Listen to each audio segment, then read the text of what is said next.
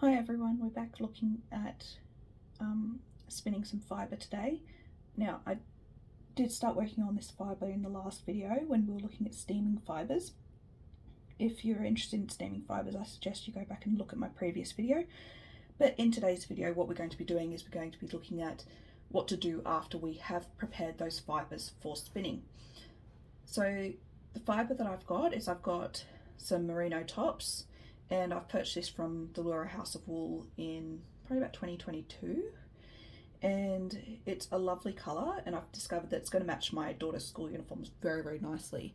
And since it's coming into winter, I've had a difficult week with lots of very cold weather and lots of rain.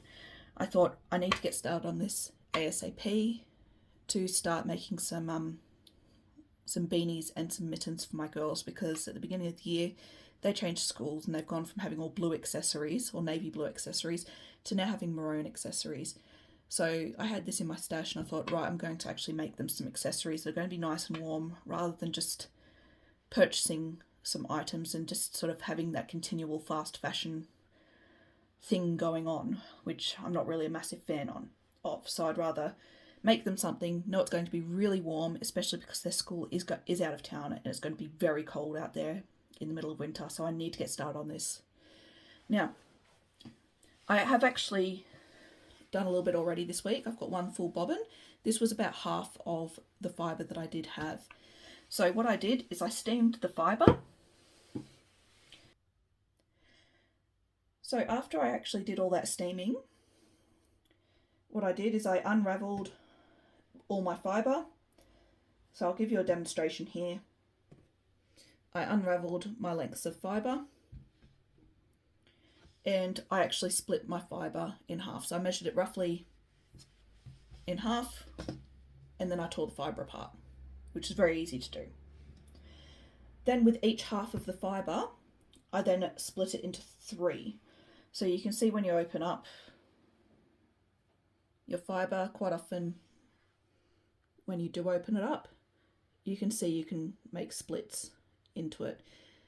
So I did that, and I made 3 strips from each half. So essentially I split the entire braid up into 6 pieces, and I used 3 of those pieces on this bobbin, and I've used this and 2 other pieces on the other bobbin, and the other bobbin's getting quite full now. And what I'm going to do is I'm going to demonstrate how I actually spun this fibre. Now this fibre, what I did is I spun it from the fold. I did try initially to spin it in strips, but it just wasn't, I wasn't feeling it, it wasn't working nicely, it wasn't drafting nicely, it was getting clumps. It just wasn't working. It wasn't doing what it was supposed to do. So instead I thought, I've got to stop this. It's not going to be enjoyable. I've got a lot of fibre to spin. I've got to think of a different solution to this. So what I did is I attempted to spin from the fold, and I actually found I got a much more consistent and enjoyable spinning experience from spinning it from the fold instead. Now, when I was showing these videos to my husband last week, he said, well, what does spinning from the fold actually mean? I have no idea what that is. And he was concerned that a lot of the people viewing my video last week wouldn't know what spinning from the fold was. So when you've got wool tops, like what I've got here, spinning from the fold is where you take 1 staple length of fibre, you turn it over your finger, and then you spin from the fold that is created. So what you do is you grab your end. So you can see here I've grabbed my end, I've grabbed it quite firmly, and you pull, and 1 staple length of fibre will come off. Now, next thing you do is you fluff it up a little, because you want it to draft very, very smoothly, and the more prep you put in, the smoother your drafting will be. So that's why I steamed the fibre, that's why I broke it up into pieces, that's why I'm fluffing it out a little bit. By doing all of these things, you get a much more consistent result. So you can see here I fluffed it out a little bit. And then what I do is I take it and I fold it over my finger, you'll now be able to see why I broke up my braid into 3 long strips once I got the half, because if I'd had more on my finger than this, it would have become very, very packed, and it just would have gotten very overcrowded on my finger. So by doing this, not only do I break it up into smaller pieces so I can, each piece will take a shorter amount of time in case I get disrupted, but also it means that I'll have less on my finger, so it will mean that I can get a finer yarn if I need to, and the drafting will be a lot more easier to do. So you can see here I've got it wrapped around my finger. Some people hold it like this as well. So hold it between their fingers and they draft out like that as well. And that's perfectly okay. I just have my finger in there. It's just the way I do it. But both ways are correct and you'll get the same result. Now I pull out a few fibres here so that when I do attach it onto the previous single, so what I've already spun, the fibres here will just grab on as the twist is being entered. And you can see here as it gets pulled, as more twist is entered, it pulls and pulls, and you can see the yarn is actually gripping onto the previous yarn.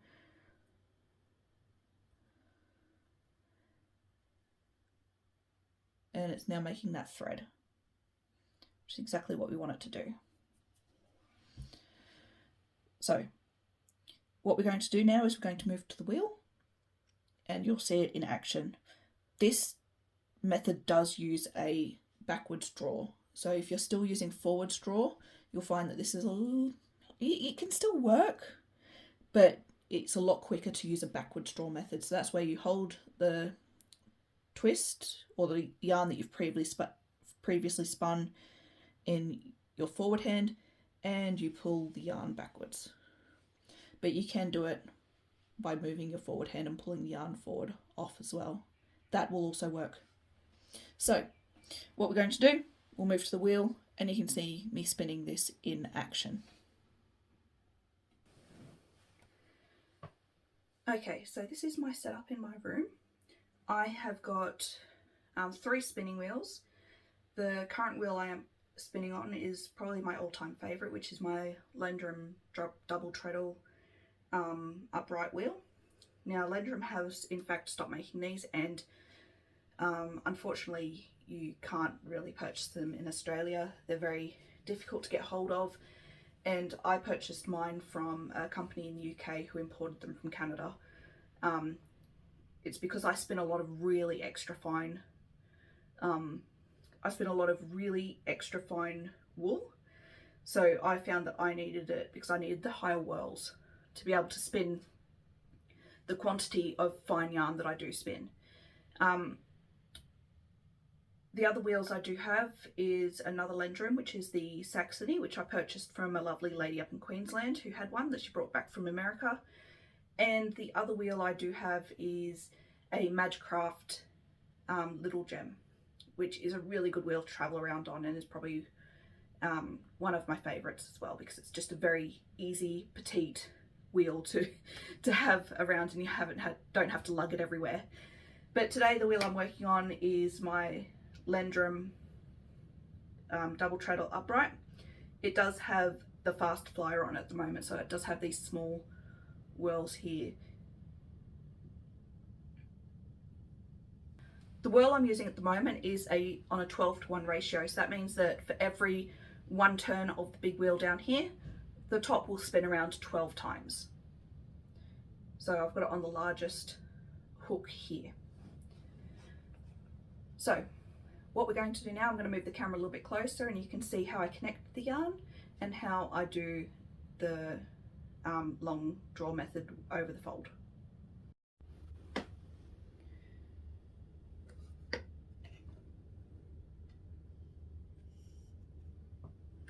Okay, so I've got my fibre that I've previously spun, and you can see here at the end it's not got any twist in it yet, or a very small amount of twist.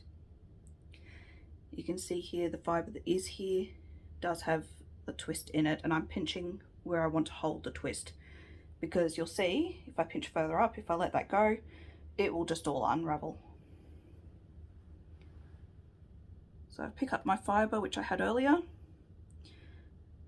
It's got the few fibres coming out of the top, and I hold it against the fibre that I'm working with, and I start spinning on my wheel, and the twist will start to enter the yarn, and you'll see there that the fibres start grabbing on and connecting. And what I do is I just pull back and I allow some of the twist to enter the yarn, then I bring it forward, allowing only some of the twist to enter the yarn, and then moving forward.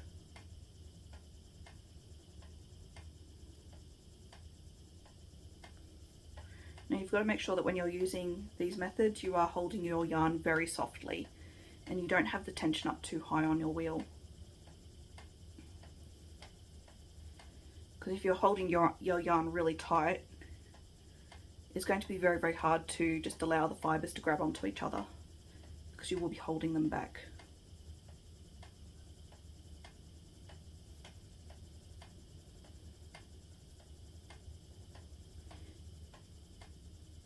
Now, this next bit, I want it to be a little bit finer, so I just put my finger on the twist and I untwist with my fingers a little bit. So, I'll show you again. I put my fingers there and I actually undo some of the twist by rolling it between my fingers and pulling it out.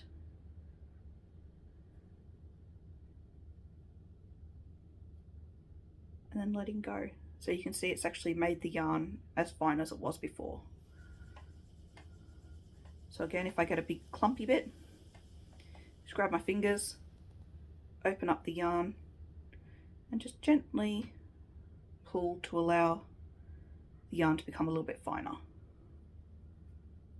Or I might move my fingers up, just pull the bits that I really need to concentrate on, and then just let the twist re-enter the fibre, and continue spinning.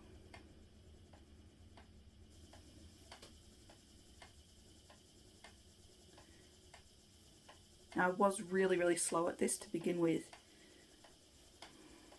And sometimes if I haven't sat and spun this method in a while, or if I go and leave the project and I come back to it, you know, days or weeks later, as you do if you've had kids or got kids, you know, or even if you don't and you're just a big procrastinator, you might come back to it after like, you know, 3 or 4 weeks. You might go, oh yeah, I was working on that.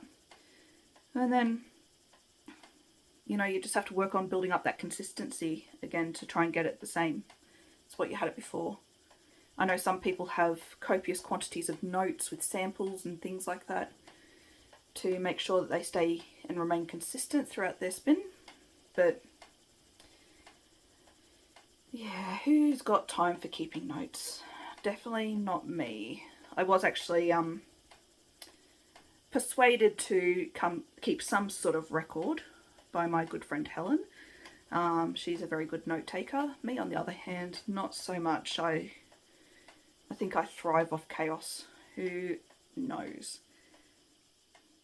But the majority of what I do for my notes, I'll just grab it here and you'll be able to see, is you'll see here I've got what it's called, where I got it from, and a sample of the fibre and what I did with it. Because, you know, chaos. We love it. So what I'm going to do now that I've finished that particular one, I follow the same process. I grab another staple length, fluff it out, and put it over my finger.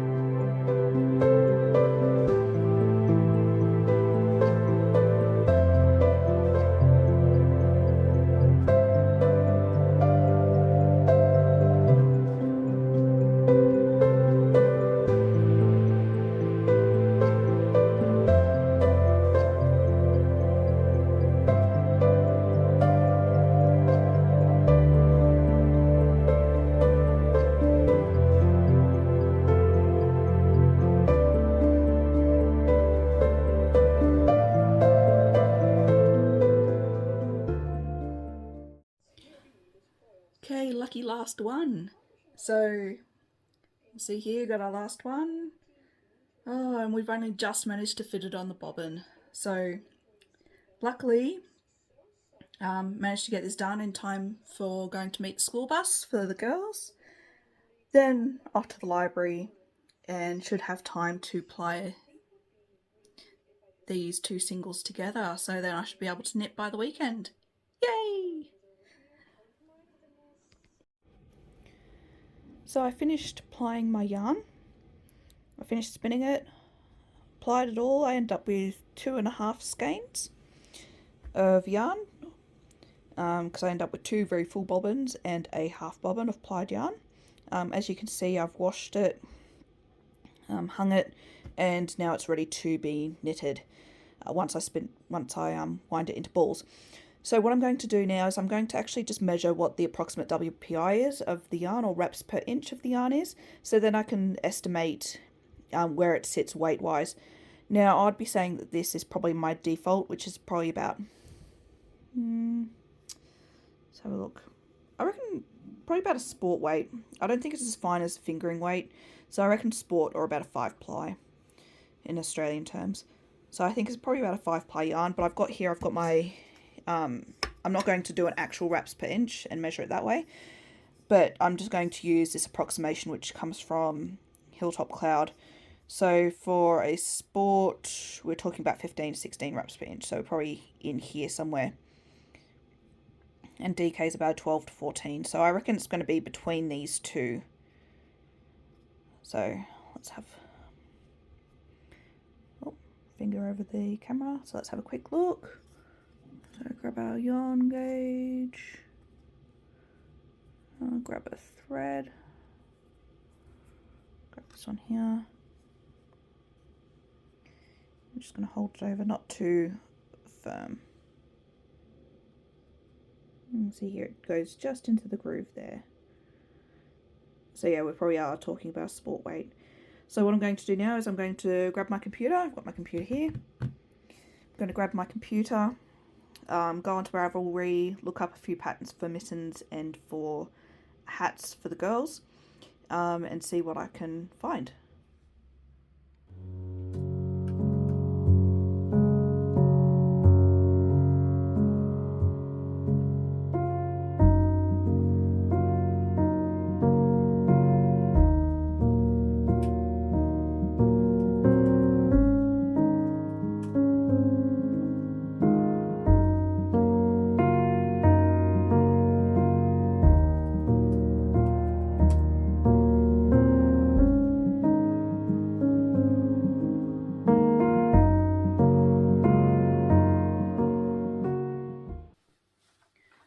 Okay, so I've been on Ravelry and I've been looking at all the different patterns that you can get from there, and I did find a few different patterns that I liked the look of. However, I don't think that they would be suitable for the yarn that I have, because the yarn that I have is a 2 ply and I don't think that's going to be suitable for lots of cable work or intricate cable work. So a lot of those gloves were dismissed quite quickly, and a few of the patterns were how can I say this nicely? A few of the patterns I don't think would turn out the way that I was hoping them to, or would be quite big. A lot of the patterns that were put in the children's section only had women's small as their smallest size, and I obviously need something that's going to fit a 5-year-old. So those patterns that were listed in the children's section of Ravelry weren't actually for children at all, which made sifting through the patterns quite difficult. However, I did actually decide, okay, well, I know that Tin Can Knits patterns are tried and tested. They usually turn out quite well. They work quite well for hand spun because they're very plain, basic patterns, and they will knit up quite quickly as well. So they'll actually be really, really good for my children. So I've chosen the Bali hat. Now the Bali hat is a plain beanie, but it has a section of garter stitch along with the stockinette stitch, and I don't really like that. So what I'm going to do is instead of doing the garter stitch around some of the beanie, I'm just going to knit it all in stockinette stitch. So it will just be a plain beanie without that garter stitch segment on it for both the girls. And the pattern is actually really, really good because it's got all the different sizes from newborn up to large, adults large, that is, as well as 3 different yarn types that you can use. So you've got your worsted weight, you've got your DK weight, and your sock or sport weight yarn. So you've got all these different weights and all these different options for it. So it's a very, very versatile pattern, which is great for hand spun. So I will knit a swatch for that just to make sure, just to see where my yarn lies, and to see where in the pattern I'm going to be working with, and what sort of what weight of yarn, what size, and all that kind of stuff. And also my child has one of my children has a smaller head, so I also need to measure her head when she comes home from school. The other pattern I chose was another Tin Can Knits, which was the World's Simplest Mittens. Now the World's Simplest Mittens pattern was very, very cute, and it's worked from the cuff up. So I was thinking with my older child, who's 9 turning 10 this year, she asked for a set of fingerless gloves, especially because she's doing a lot of monkey barring at school. She's running around, she's building things, so she doesn't want a pair of enclosed mittens. And I thought, oh, maybe I could make her a pair of convertible ones. But I think with all her neurodiverse issues, I think that would frustrate her a lot, having that flapping on the back of her hand. And I just don't have the time to be fiddling about, looking for patterns, purchasing patterns that aren't going to work. So since this pattern is actually worked from the cuff up, I thought, right, well, what I can do is when I get to a certain point in the pattern, is I can actually just bind it off with a couple of centimetres of rib instead. And that means that she'll still have the fingerless mittens that she wants, but it won't be the full mitten that will annoy her. So I think that will work quite well. And then I can use the same pattern for both of the girls, and it won't matter about buying several different patterns.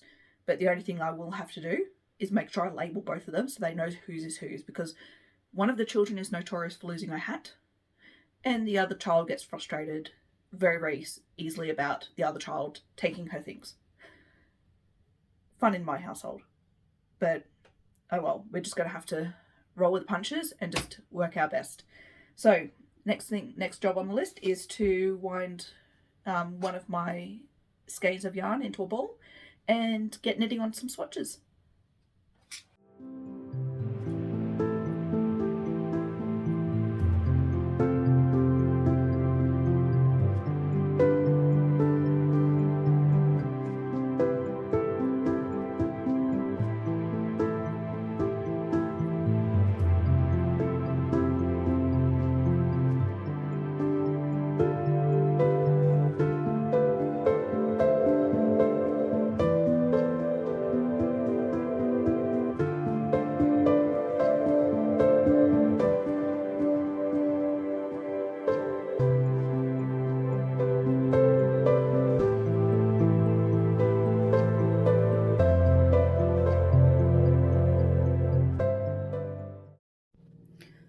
Okie dokie, so now that I've gotten my 3 balls of wool, my 3 skeins wound into balls. I know I said I was going to do only 1, but I ended up doing 3. What I am now going to do is I'm going to measure the wraps per inch. So I know I've got a gauge here that I can use. However, I do prefer to use a ruler because it's more accurate, and also because, yeah, that's just my preference. So when I'm wrapping around, just making sure it's not too tight, not too loose, making sure there's no gaps. So you just sort of want to maintain that even tension around each wrap.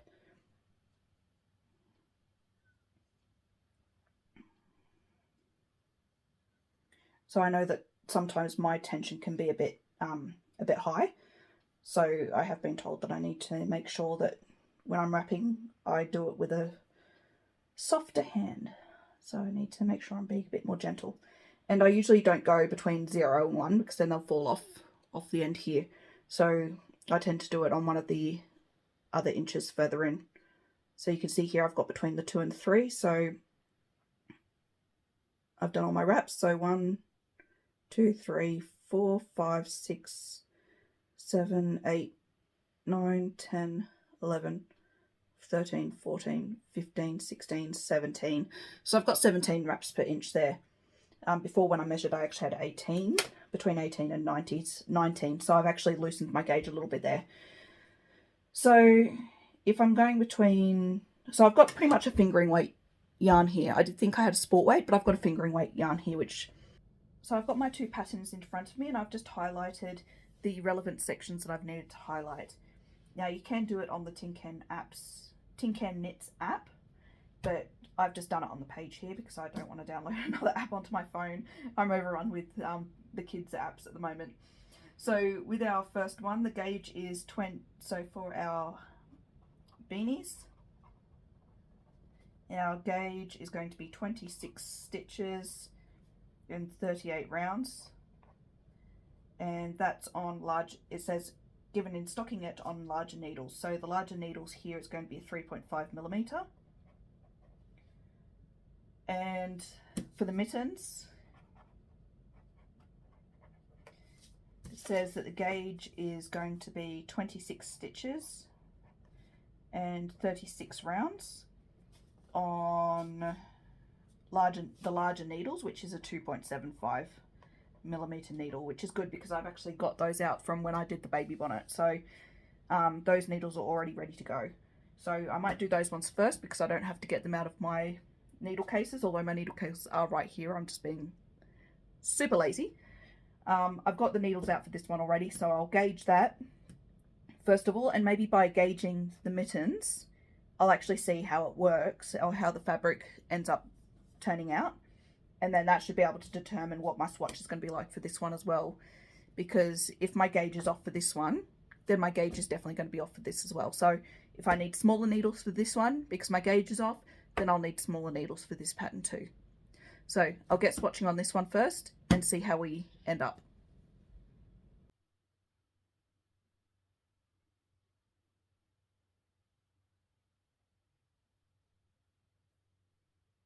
So I've made my swatch. I made a little half swatch, as you can see here, and I steamed it. I didn't press down with my iron, I just ran the steam over it a little bit just to ease the fibres up. I ended up with 30 stitches for every 4 inches. So that means 10 stitches per inch. Now my pattern asked for 36 stitches. So that means my gauge is going to be off and my mittens will actually end up being quite small. So what I'm going to do, I knit this on a 2.75mm needle. I've got a 3 and 3.25. I think I'm going to end up needing the 3.25, but I'm going to start knitting a little half swatch like this one. I'm actually going to only knit it 2 inches across rather than the full 4. I'm going to do a 2 inch by 2 inch swatch using the 3 and then continue the swatch along with the 3.25 to see how my gauge ends up changing. So I've had my lunch, I've now got my afternoon tea of some Madeira cake and almond and my coffee, and I'm ready to get started on the next load of swatches. So I'm hoping to get those done before I have to go and do the school run in an hour's time. So fingers crossed, wish me luck. And here's the finished product. So in this picture you'll see that I've got the 2 different beanies and the 2 different sets of mittens. The small beanie and the small set of mittens, I used the child size in the pattern, and for the ones with the S on it, so the larger size, I used the adult small size, because when I started knitting I realised that my gauge was a little bit off, so I just swapped up the sizes and it seemed to work. For the ribbing, so the band across the bottom, I used a 2.5mm needle, and for the main fabric I used a 3.25mm needle, and it gave a nice effect. And of course I've had to label them because obviously the kids would probably end up losing them if I didn't label the beanies and the mittens. So what I did there is I used some of the yarn from the baby bonnets, and I did some wool embroidery just over the top. So you can see there that I've got a C on each of them and an S on each of them, because they need to tell whose is whose when they're going around.